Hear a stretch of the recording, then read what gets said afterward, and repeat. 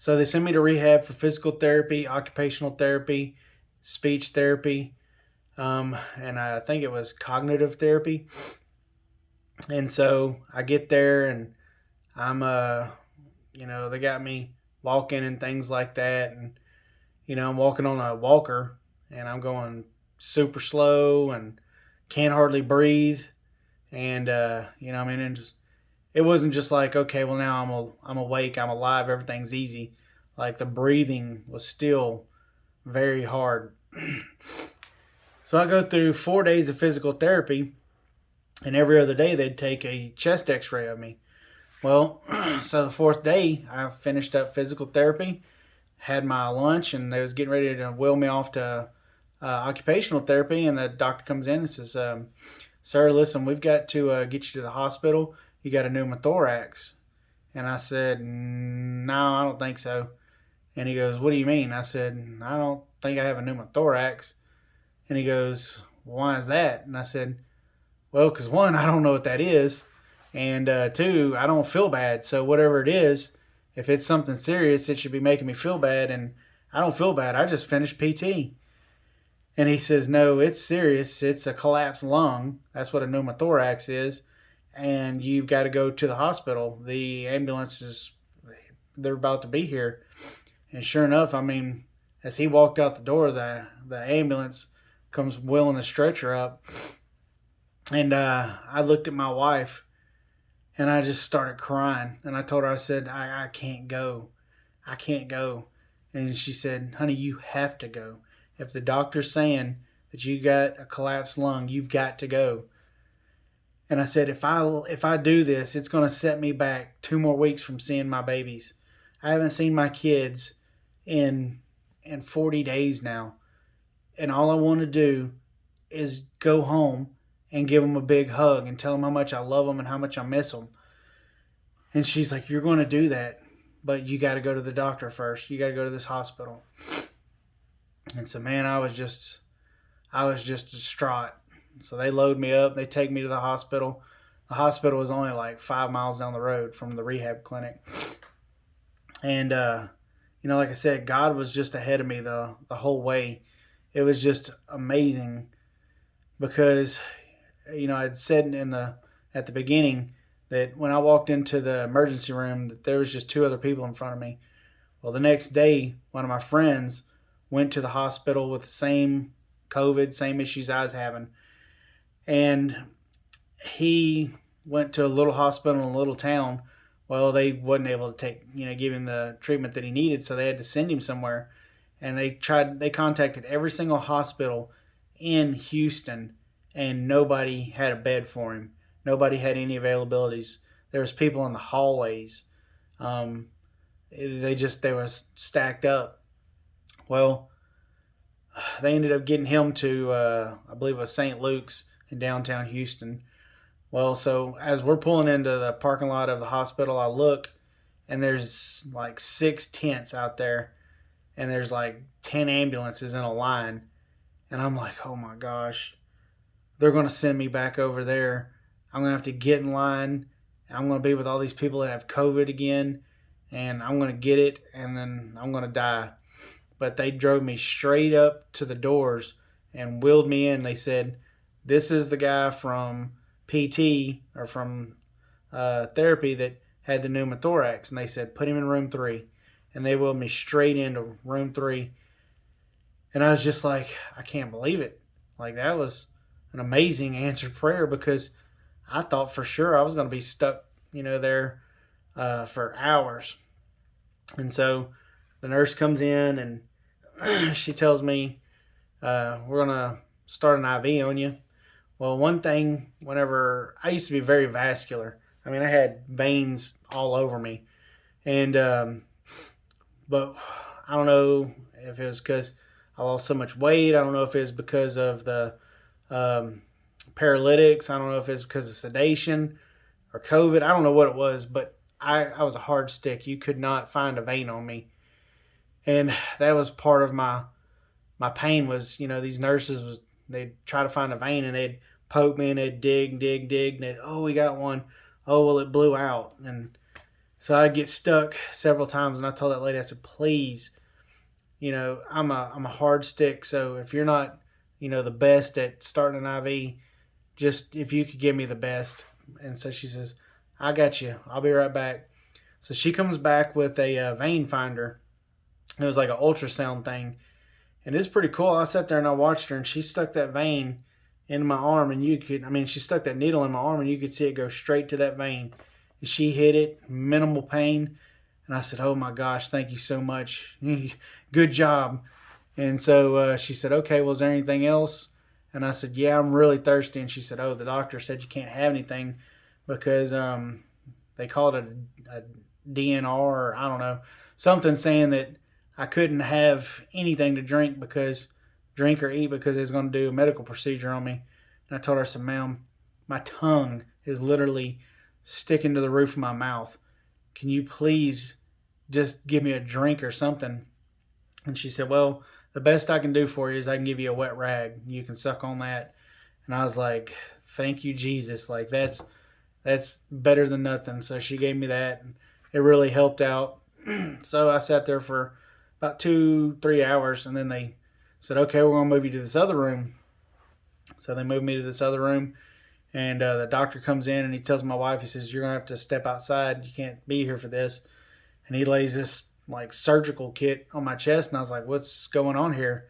And he's like, oh, we got to do a chest tube on you. And I was like, you're going to knock me out, right? And he's like, oh, no. This is minimally invasive procedure. You won't feel a thing. And I said, you're not going to use a local anesthetic, are you? And he goes, yeah, local anesthetic. You'll feel a little pressure, but, no pain. And I said, I don't deal well with local anesthetics. My body will metabolize that in a matter of minutes, and I'll feel it. Trust me. And he says, you'll be fine. I had another doctor perform this procedure on me. And I'm like, okie doke. So he gives me the shots, 2 shots in my right pec. And then he takes a scalpel and he says, can you feel this? And I said, no, I just feel a little pressure. And so he cuts it, and then he takes that scalpel and he goes down with it. And I can hear him cutting through the pec muscle. It was like cutting raw chicken. And about the 3rd time he dipped down, I said, whoa. I feel that. And he goes, it's okay to feel a little pressure. And he did it again. I said, I'm feeling pain, doctor. I feel pain. And so the nurse says, just grab my hand. And I'm thinking in my head, like, I'm fixing to smash this lady's hand. But in reality, I couldn't smash a grape. I was just so stinking weak. And so he cuts me, and he cuts down and pulls that scalpel out. And he says, okay, now this next part's going to be a little uncomfortable. And he sticks this thing, looks like a meat thermometer kind of, but thicker, about the size of a pencil. And it's got this little black box on the top of it. And he starts to stick that thing down into my pec. And I can just feel everything. And I'm like, oh my God, I feel that. And he goes, just breathe. And he goes, you might feel a little pain whenever I break through the membrane that surrounds your lungs. And when he punctured that, I don't know how I didn't pass out from the pain. It was just absolutely excruciating. And so he says, okay, we're almost done. We just got to sew it on.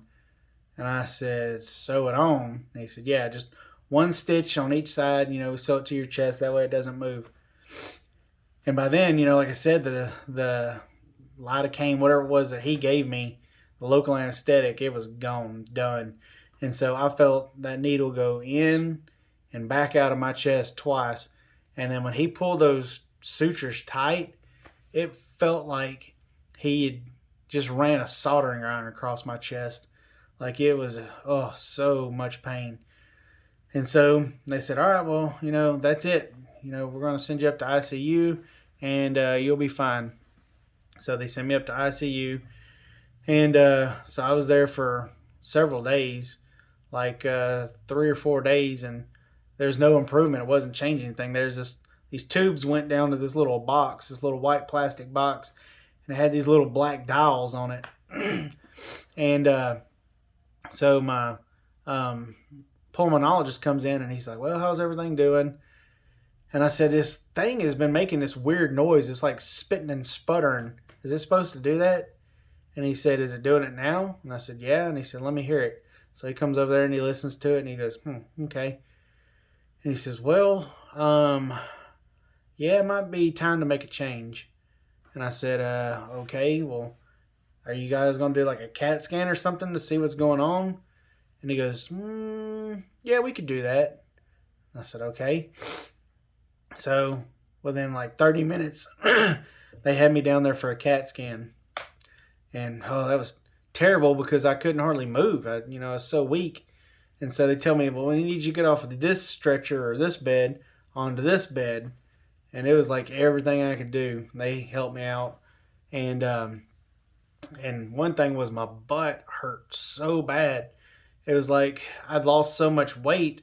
They said that I was basically sitting on my sciatic nerve.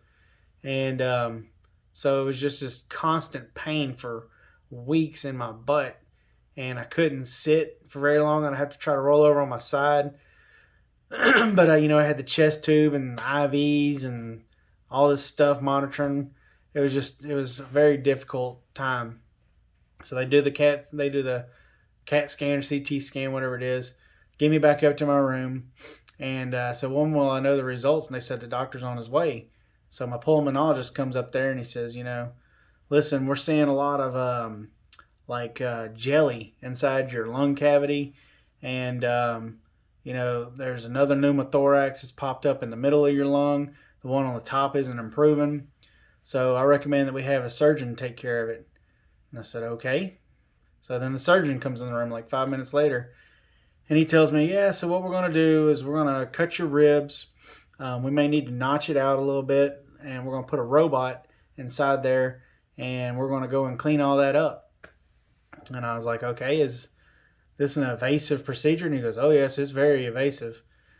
And I said, okay. I said, so what's the alternative? And he goes, oh, well, we just leave it alone. And, maybe you live, a normal, happy life. Maybe no good life. Maybe you not live. Not really sure. And I looked at my wife and I was like, so do it, right? And she's like, yeah. I said, okay, well, I want to do it then. So I had to sign all these disclaimers and stuff. I said, how long is this going to take? And he goes, a couple hours. I said, okay. So I said, when are we going to do that? And he goes, now. I was like, oh. When he said now, that kind of threw up a red flag because I'm like, this is probably worse than what they're letting on if they're going to jump on this immediately. So they wheel me downstairs, get me all ready for this procedure, and put this like 10 full shower cap on me. And so they get ready to wheel me in, and I tell my wife, I said, well, babe, I said, it's only going to be a couple of seconds for me, but it's going to be a couple hours for you. And so they wheel me in the operating room, and, they give me that gas. I can't stand nitrous oxide. Love it on my truck. I hate it for my body. And so they give me the nitrous, and I'm out. And so the next thing I know, I'm waking up, and I'm in recovery, and there's my wife. Or actually, she's in the waiting room, and so I'm like, where's my wife? Get my wife in here. And so she comes in, and she's just so excited. She's like, oh, I'm so happy to see you. And I was like, well, was everything okay? And she's like, yeah, everything's fine. She goes, it took 9 hours for them to do that procedure. I said, wow. I didn't realize it'd be that long. Well, so then visiting hours was over. And so they wouldn't let my wife come up to the room with me. And so I had very, very bad separation anxiety when my wife wasn't there. I mean, visiting hours was like torture to me because I'd spent almost a year of my life in this coma fighting to have my wife back. And every night the hospital would take her from me again. And I would start having panic attacks subconsciously. I mean, it was so weird because when I came to from the coma, I didn't breathe from my chest anymore. I breathed from my diaphragm. And that was very bizarre for me because I didn't have any muscles. Everything had atrophied, so I wasn't able to even breathe through my chest. And so all of a sudden, when it's time for my wife to leave, my stomach would just swell up and start having a spasm.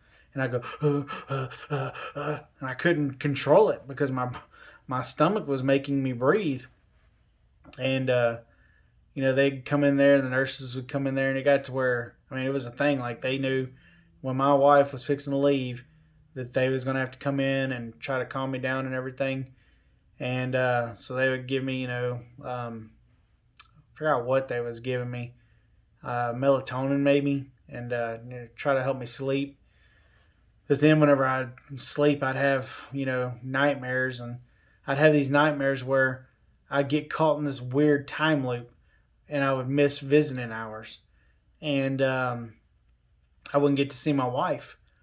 And so if I would wake up at 3 o'clock in the morning, I would keep myself awake for the rest of the day because I didn't want to take a chance and falling asleep and sleeping through visiting hours.